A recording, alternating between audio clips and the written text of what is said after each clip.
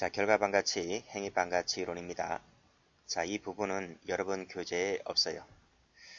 자, 이 부분은 제가 처음 이제 학원 강의를 할 때, 이제 기본서를 집필할 때 있던 내용인데, 이번 개정판 교재에 넣을까 했었는데 넣지 않았어요. 자, 근데 이 부분을 강의를 해드리는 이유는 이제 우리 위법성 파트를 가보면 그 우연방해라고 하는 부분 나오죠. 형법 이론에서 아주 중요한 파트죠. 그 부분 설명할 때 좀 도움이 되는 부분이다 보니까 그래서 설명을 좀 드립니다. 여러분 교재는 없고 노트를 갖고 계신 분들은 노트에는 나와 있어요. 자, 그러면 설명드립니다. 자, 결과반가치 나와 있죠. 자, 결과반가치는 의 보기 전에 볼게요. 자, 노트 펴볼까요? 노트 펴볼게요. 노트는 몇 페이지인가 하면 20페이지 펴보세요. 20페이지. 자, 그러면 결과반가치 이론 그림이 나올 거죠. 자, 이게 보세요. 쓰지 마시고 그냥 보세요. 자, A가 B를 죽이려고 해요. 이것을 이제 설명드렸죠. 지금 B라는 사람을 보았다는 거지. 그리고 칼로 찔렀으니까 칼 맞으면 이렇게 뻗겠죠. 사망합니다. 이런 것을 생각하면서 칼로 찌른다니까요. 아시겠죠? 이것을 이제 뭐라 불렀어요? 이것을 우리가 이제 여기서는 의도라고 해요. 의도. 자, 그러면 자, 보세요. A가 B를 죽일 의도가 있어요. 자, 의도가 있어요. 그리고 칼을 쳐들었어요. 칼을 쳐들고 찔렀죠. 우리가 이것을 행위라고 해요. 행위라고 해요. 자, 그리고 칼 맞았어요. 자, 지금 칼을 맞았어요. 칼을 맞아서 죽었어요. 자, 죽었어요. 여기서 요 죽었다는 것이 뭐예요? 죽었다는 것이 기수죠, 기수. 기수입니다. 그리고 이렇게 45도 서 있는 것은 죽지 않았어요. 아시겠죠? 완전히 뻗어야 죽은 거예요. 이건 45도 기울었어요. 이거는 미수예요, 미수. 그러니까 상해 결과 발생했다는 겁니다. 다시 한번 정리할게요. A가 B를 죽이려는 의도를 갖고 칼을 들었어요. 칼 휘둘렀어요. 휘둘러서 B가 칼 맞았어요. 칼 맞아서 죽었다. 이게 기수고요. 죽을 뻔했다는 거죠. 빗나갔지? 그치? 그래서 다쳤단 말이죠. 이건 미수입니다. 살인 결과 발생이 안 됐지? 예, 그래서 살인 미수입니다. 여기서 이 결과반가치라고 하는 것은 뭐냐면 이 결과가 즉 사람이 죽었다 또는 죽을 뻔했다는 이 결과가 이 가치라고 하는 것은 우리 사회 질서가 옹호하는 가치 있지? 옹호하는 가치. 그 옹호하는 사회 가치에 반한다는 거죠. 그쵸? 그게 결과반가치론입니다. 자, 이 결과라고 하는 것은 기수, 미수. 이 기수, 미수가 우리가 옹호하는 사회 가치 질서에 반한다. 이것이 결과반가치론자들이다. 이런 말이에요. 이 결과반가치론자들은 오로지 이 결과만을 중시해요. 이 의도, 이 사람이 어떤 생각을 가졌는지, 어떤 행위를 갖고 칼을 휘둘렀는지는 전혀 고려하지 않고 오로지 결과만이 우리가 옹호하는 사회 가치 질서에 반한다. 이것이 결과반가치론자들이다. 이런 말이에요. 자, 여러분들이 경찰시험 준비하죠. 어떤 친구는 1년 공부했어요. 어떤 친구는 10년 공부했고요. 어떤 친구는 하루에 1시간 공부했고 어떤 친구는 하루에 10시간 공부했어요. 근데 시험에 붙었대 떨어졌대. 친척들이 물어보잖아요. 걔 뭐 경찰시험 준비한다는데 시험 붙었대 떨어졌대. 그 결과만을 봐요. 걔가 10년 공부했든 하루에 10시간 공부했든 이런 거 전혀 생각하지 않아요. 결론이 붙었대 떨어졌대. 이것만을 중시하는 사람들이 결과반가치론자들이단 말이에요. 형법 학자들 중에서도요. 이 사람이 어떤 생각을 가졌는지 어떤 행위를 갖고 휘둘렀는지는 전혀 생각하지 않아요. 결과가 뭔데? 이 결과만을 중시하는 사람들이 바로 뭐다? 결과반가치론자들이다. 이런 말이. 아시겠죠? 자, 이 결과반가치론자들과 생각을 같이 하는 사람들이 이 인과적 행위론자들도 그래요. 인과적 행위론자들. 그리고 범죄 체계론자들 중에서 고전적 또는 신고전적 범죄 체계론자들도 이 결과반가치론자들과 생각이 똑같아요.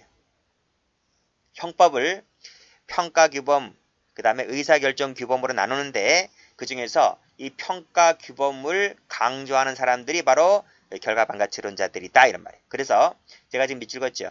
결과반가치론, 인과적 행위론, 신고전적 또는 고전적 범죄체계론자들, 그 다음 형법을 중에서 평가규범을 강조하는 학자들, 이런 사람들이 전부 다 생각이 똑같단 말이에요. 아시겠죠? 그냥 외우세요. 왜 그런데요? 라고 하면 생각이 말이 길어져요. 물론 조금 설명드리겠지만 일단은 이것이 생각이 같다 이런 말이에요. 아시겠죠? 자, 물론 이제 비판점도 있긴 한데 일단 그 잠시 있다 보시고 다시 올게요. 다시 오면 자, 결과반가치론 나오죠.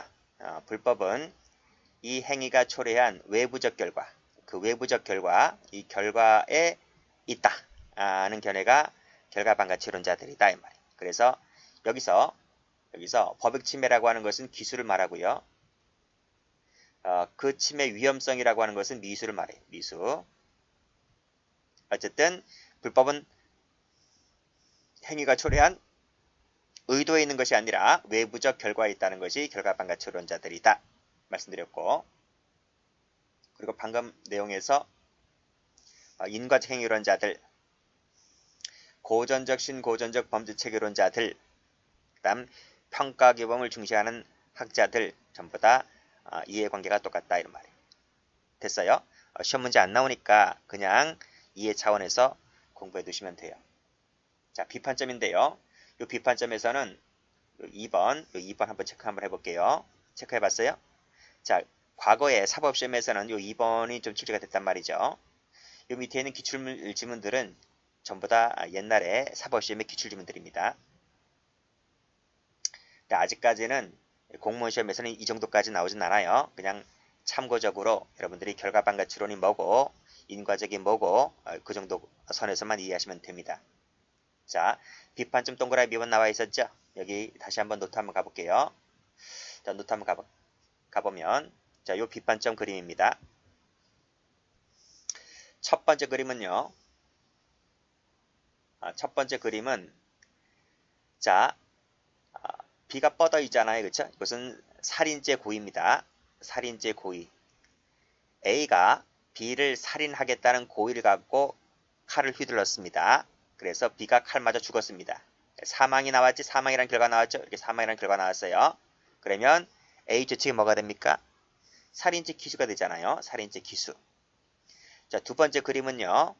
A가 첫 번째 그림처럼 살인죄 고의를 갖고 찌른 게 아니라 A가 이건 상해죄 고의예요. 상해죄. 요 45도 누워 있잖아요. 그렇죠? 상해죄 고의예요.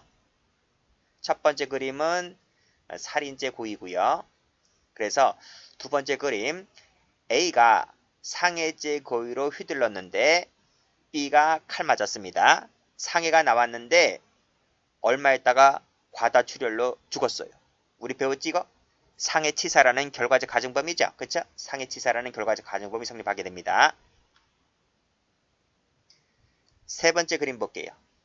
A가 고의를 가진 게 아니라 과실로, 즉 부주의로 칼 갖고 장난치다가 옆에 있던 동료 친구를 어떻게 찌르게 되었어요. 그래서 이 친구 죽었어요.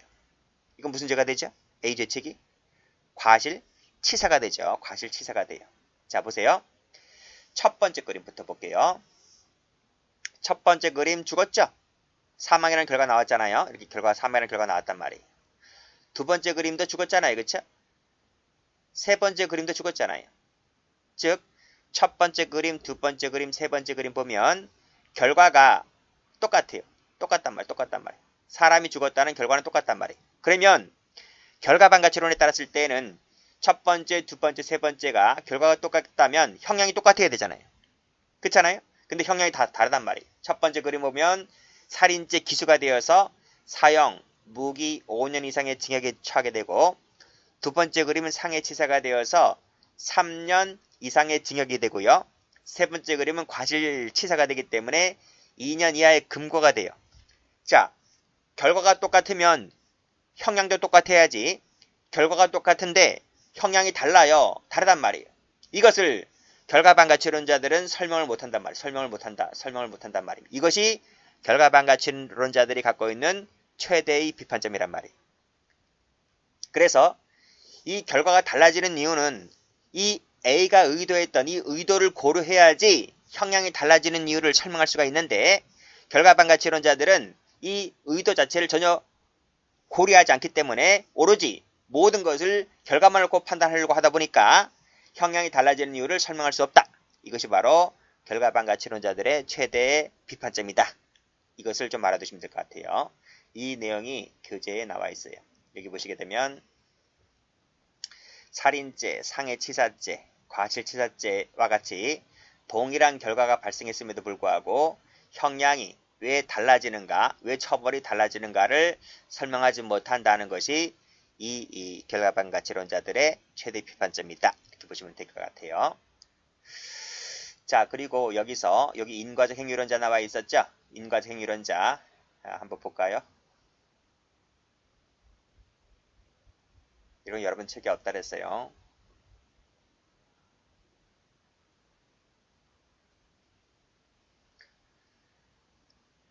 자, 여기 행위론 나와 있죠. 행위론에서 여기 이제 인과적 행위론 나오잖아요. 인과적 행위론. 그 인과적 행위론 나와 있는데 노트 펴볼게요.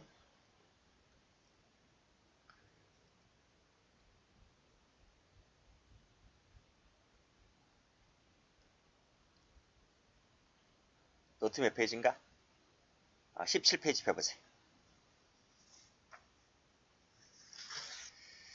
자, 17페이지 펴보면 여기 행위론 나와 있죠? 행위론 나와 있어요. 행위론 보기 전에 인과적 행위론 보기 전에 그 위에 그림부터 볼게요. 자, 이 부분 좀 볼게요. 자, 여기 보지 마세요. 이 그림 보지 마시고 이 그림만 보세요. 여기 보시면 자, 구성요건 해당성, 위법성, 책임 요 세 가지 체계론을 취하는 것이 3단계 체계론이라고 했었잖아요. 그쵸? 이것이 오늘날의 통설이단 말이에요. 자, 그런데 여기서 요 행위론을 갖고 나와요. 행위론을 들고 나오는 애들이 이 3단계를 기본으로 하고 그 전 구성권 해당성을 검토하기 전에 행위론을 한번 검토한다. 하나 더 검토한다. 그것이 4단계. 자, 그러면 이 행위론자들이 말하는 것은 뭐냐면 자, 여기 보세요. 자, 일단 이 그림 한번 볼게요. A라는 사람이 있어요. 자, B라는 사람이 있죠. 칼을 들고 찔러서 죽여버리잖아요. 그쵸? 그러면 우리가 살인죄, 형법제 250조 1항의 구성요건에 해당했다. 그래서 여기부터 시작하잖아요. 근데 행위론 얘기를 꺼내는 사람들은 이 구성요건의 해당성 이전에 이 행위가 A가 B를 칼로 찌른 행위가 인간 행위냐. 그리고 칼로 찌른 이 행위가 이 A라는 의사가 개입되어 있느냐 이 말이에요. 우리가 그 산에 가서 벌목을 하다가 또는 산에 묘지 조성을 하다 보면 포크레인 중장비가 들어와서 땅을 파고 막 땅을 평탄하게 하고 막 그러잖아요.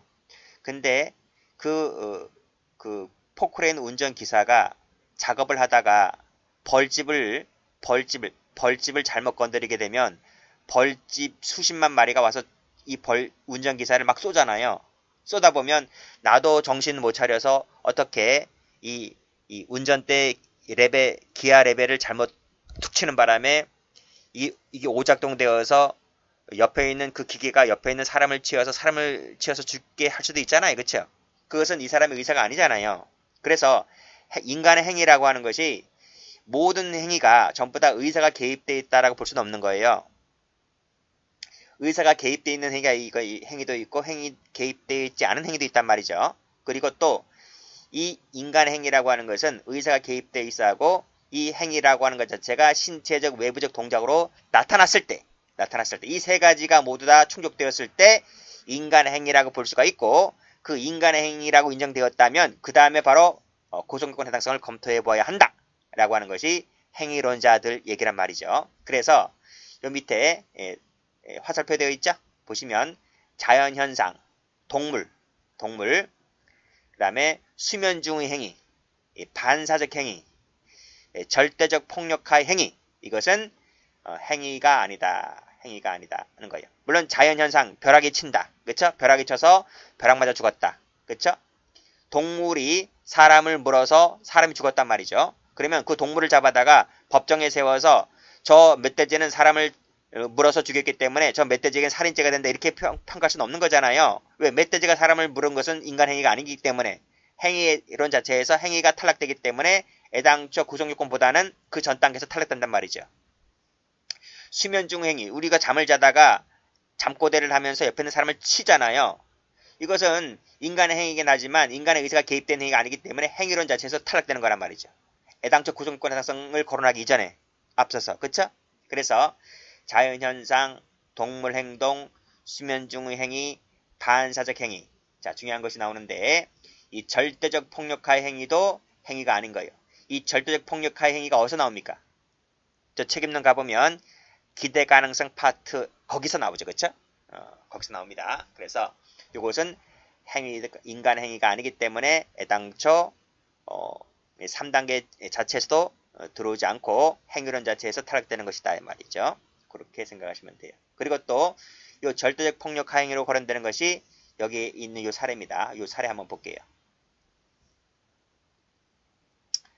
자, A가 요 C를 죽이려고 하죠. C에 대한 살인죄 고의를 갖고, 야, 우리 동해안 바닷가에 놀러 가자. 그래서 친구들끼리 A, B, C 3명이서 놀러 왔단 말이죠. 근데 이 동해안 바닷가에 놀러 온 이유는 A가 C를 죽이려고 하는 거예요. 자, 그런데 자, 동해안 바닷가를 보면서 A가 직접 C를 확 미는 게 아닙니다. 직접 C를 미는 것이 아니라 A가 B를 밀어요. B를 밀다 보니까 그 B가 A가 민 동작에 의해서 C를 밀치게 되죠. 그래서 이 C는 절벽에 떨어져서 죽게 됩니다. 그쵸? 이때 B는 이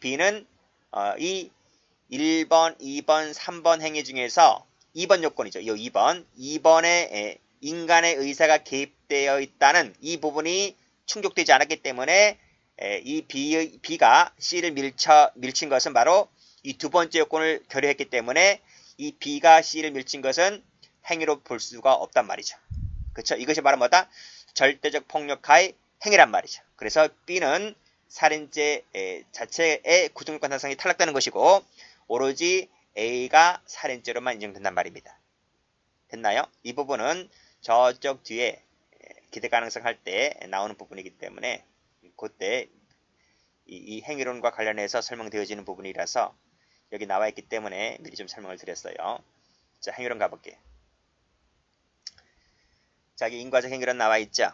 그쵸? 이 인과적 행위론자들은 여기 어디야? 우리 앞에서 배웠지? 바로 그 결과반가치론자들과 이해관계를 같이 한다 했습니다. 그래서 이 인과적 행위론자들은 여기 박스 칠했죠? 여기 이 결과반가치를 중시한다 이렇게 해놨습니다. 다시 한번 보세요. 자, 인과적 행위론자들은요, 행위를 어떻게 정의를 내리는가 하면, 행위는 유의성 플러스 거동성 이 두 가지로 구성된다. 이게 인과적 행위론자입니다. 이때 유의성이라고 하는 것은 한자로 있을 유자잖아요, 그렇죠? 의지가 있다 이런 말. 의지가 있다는 성질. 자, 그래서 A가 B를 죽이려고 하는데 이것은 단지 죽이려는 생각뿐이단 말이죠. 죽이려는 생각뿐이다. 그리고 이 칼로 찌르는 것은 하나의 동작에 불과하다 이런 말이죠. 쉽게 설명하면 여러분이 길거리를 갈 때, 움직일 때에 왼발 나가고 오른팔 내밀고 그 다음 오른팔 내밀고 왼팔 앞으로 짚고 이거 생각하면서 발걸음 걷는 게 아니잖아요. 그렇죠?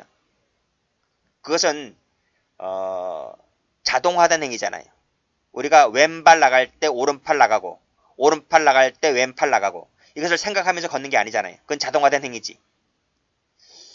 이 여기서 말하는 이 칼을 휘두른다는 것 자체도 그것에 불과하다는 거예요. 즉, 이 의도와 이 행위는 하나의 자동화된 행위로서 하나의 연결고리, 즉 원인과 결과 그 성질밖에 없는 것이지 이 거동이라는 것 자체는 이 의도에서 나오는 조종 행위로 인해서 나오는 것이 아니다 이런 말이에요. 그래서 이 인과적 행위론자들은 이 의도나 거동 이 자체에 어떤 의미를 두는 것이 아니라 오로지 사회적 의미로 유의미한 것은 오로지 결과뿐이다 라고 하는 것이 인과적 행위론자들입니다. 그래서 이 결론부터 말씀드리면 인과적 행위론자들은 결과반가치론자들과 이해관계를 같이 한다 이런 말이에요. 그러면 이 인과적 행위론자들이 갖고 있는 비판점은 뭐다? 여기 보시게 되면 자 인과적 행위론자들의 행위를 유의성 플러스 거동성으로 이렇게 구성된다라고 했었잖아요. 그러면 이 거동성이 없는 것도 있잖아요. 거동성이 없다는 이 부작위를 설명할 수 없다는 점. 두 번째는 단순히 이 의도라고 하는 것은 의미만 있다.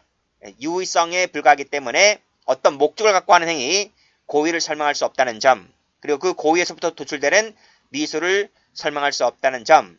이것이 바로 인과행위론자들의 비판점이다. 이렇게 보시면 됩니다. 그래서 고의 X, 미수 X, 부작위 X 이 세 가지를 설명하지 못한다는 것이 인과행위론자들인데 이것까지는 시험 나오지 않아요. 과거에 사법시험에서 공부했던 것인데 그쪽에서도 출제가 달되지는 않았습니다. 그래서 여러분들이 다시 한번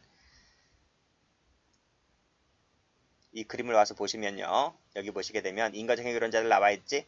여기 뭐 개념까지는 필요 없고요.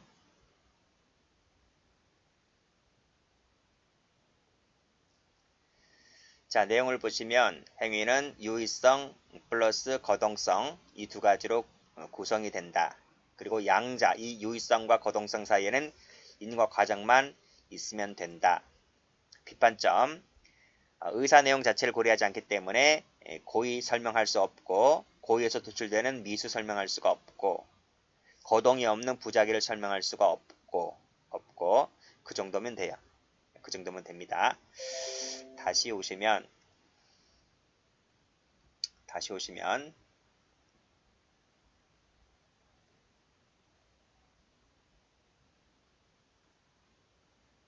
이 두 가지죠.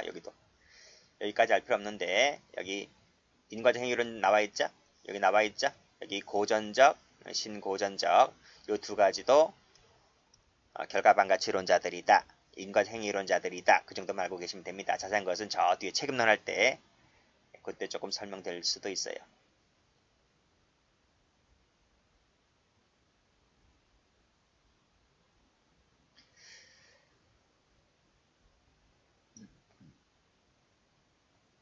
자, 여기 결과반가치 내용 나와 있네요. 법익 침해는 기수범의 결과반가치를 말하고 침해 위험성은 미수범의 결과반가치를 말한다. 아까 설명드렸던 부분입니다. 자, 그래서 결과반가치론과 행위반가치론은 우리 형법에서 많은 파트 부분에서 많은 차이가 있죠. 차이가 있는데 뭐 이 자체가 시험 나오진 않기 때문에 오늘 제가 이제 위법성 파트 들어갈 텐데요. 파트 들어가기 앞서서 결과반가치가 뭔지 조금 맛보기로만 좀 보여드렸을 뿐입니다.